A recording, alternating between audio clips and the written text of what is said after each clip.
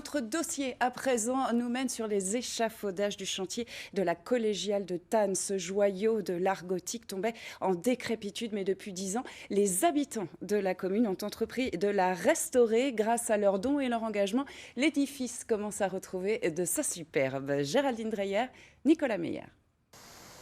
Saint-Thiébaut n'a Dieu que pour elle. La collégiale de Thann paraît en ce moment d'un imposant échafaudage. Le passant n'imagine pas ce qui se trame sous le voile qui protège le pilier des anges. À tous les étages, on répare, on nettoie, on panse des blessures.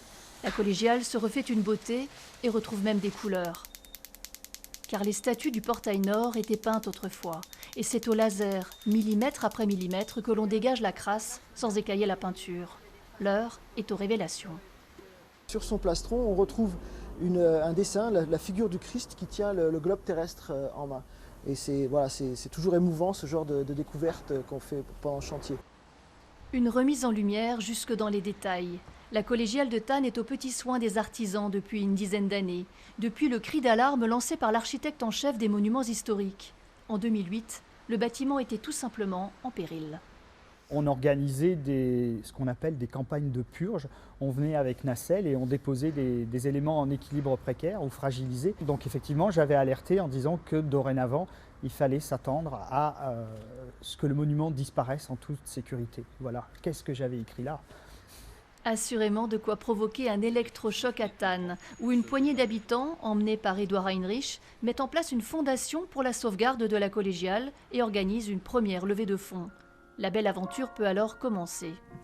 Étanchéité des terrasses, des coursives, révision de la couverture avec le remplacement de 6000 tuiles, restauration des voûtes, des murs.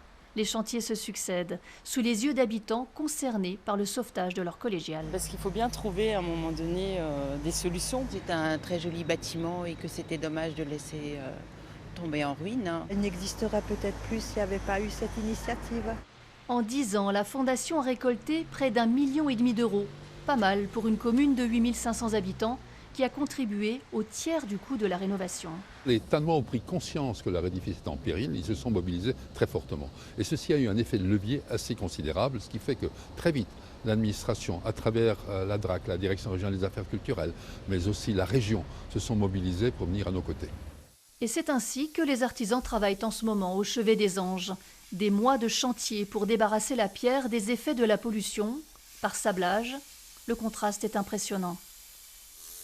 Et puis il faut parfois remplacer des éléments qui ont été mangés par le temps. La pierre passe de main en main.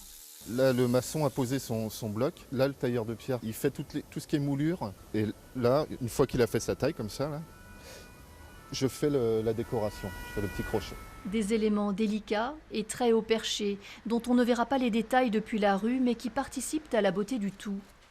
Au plus près du ciel, Didier pose les pinacles avec délicatesse.